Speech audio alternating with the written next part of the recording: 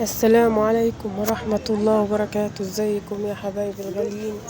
يا رب تكونوا بألف خير. كل سنة وانتم طيبين يا رب، ويعود علينا وعليكم الأيام بخير. صلوا على النبي يا حبايبي، عليه أفضل الصلاة والسلام، وزيدوا النبي صلاة عليه أفضل الصلاة والسلام. وما تنسوش أختكم أم محمد من صالح دعواتكم إن شاء الله، وربنا يجعلها لكم بالمثل.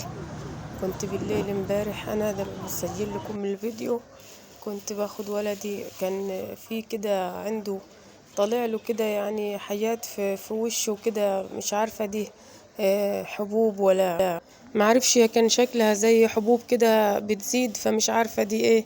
اللي يشوفها انا هوريها لكم قولولي دي ايه. فخدته المستوصف عشان اشوف ايه اللي طالع له ده في وشه.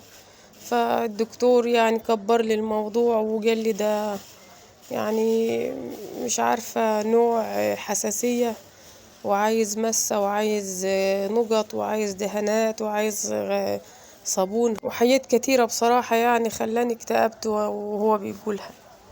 فرب ان شاء الله يشفيه. فعديت على الفرن كده، جبت لهم شوية بقسماط يتعشوا بيهم، والحمد لله نعمة وفضل. وجمعة مباركة عليكم الأول إن شاء الله. وما تنسوش أختكم من دعواتكم، بالله عليكم ما تنسوني من دعواتكم الحلوة، ولكم بالمثل إن شاء الله. رحنا العيال صلت الجمعة وأنا صليت الحمد لله. وكنت عاطية يعني ولدي الكبير، قلت له بعد ما ترجع من الصلاة عدي هات لنا فول وطعمية وشوية بطاطس نتغدوا بيهم.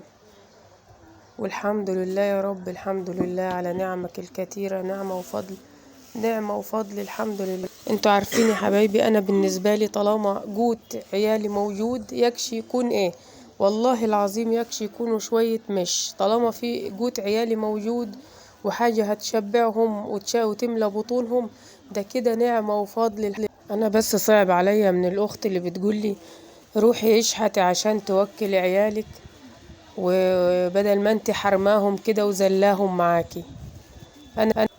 انا الحمد لله اللي بقدر عليه واللي ربنا بيبعتهولي واللي حبايبي واخواتي بيقدروا عليه.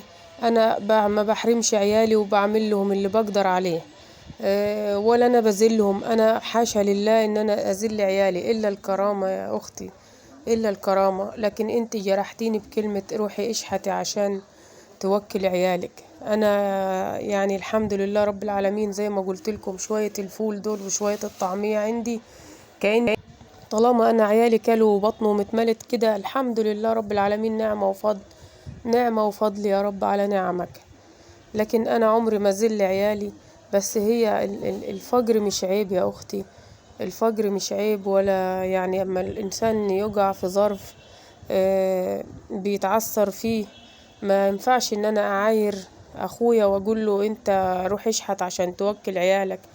ده ربنا يعني بيقول انا في عون العبد ما كان العبد في عون اخيه. شفتوا كلام ربنا بيقول ايه؟ يعني افسر الكلام ده كويس يا اخت وانت تعرفي معناه.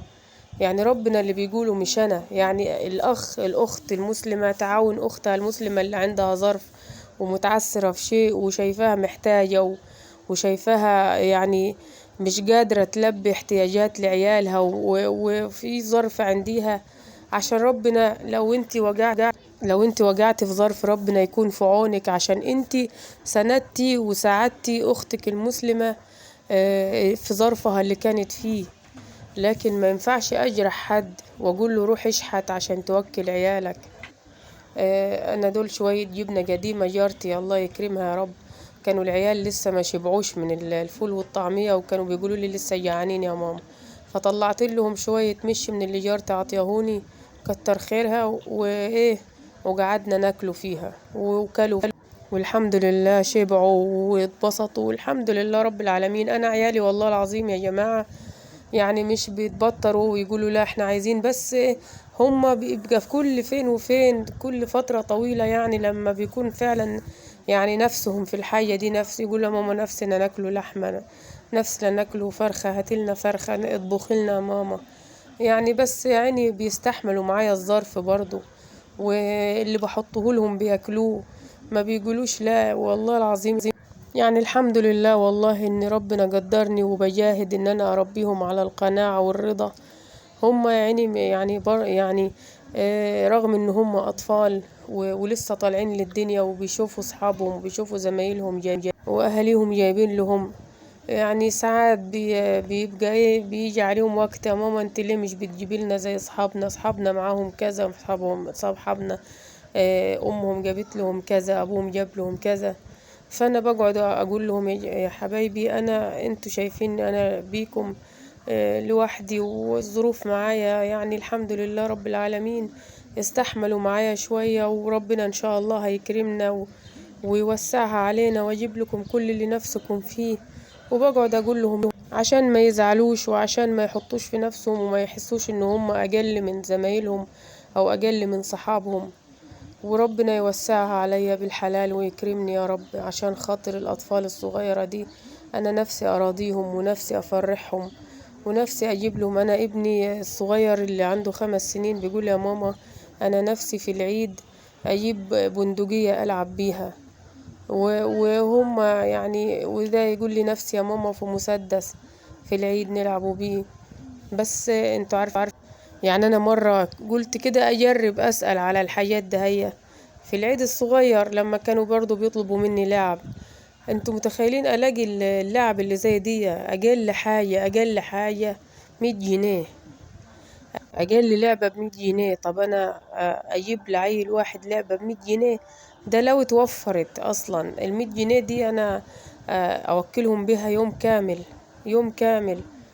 فمستحيلة ان انا البي له طلب زي ده. فده اللي مضايقني، ده اللي مضايقني وده اللي مزعلني، ان هم شايفين صحابهم ماسكين لعب في العيد وبيلعبوا بيها، وهم يطلعوا لي زي ما عملوا لي في العيد الصغير: يا ماما عايزين لعب، يا ماما عايزين مسدس زي صاحبي، يا ماما ده صاحبي بيغيظني تحت بالمسدس.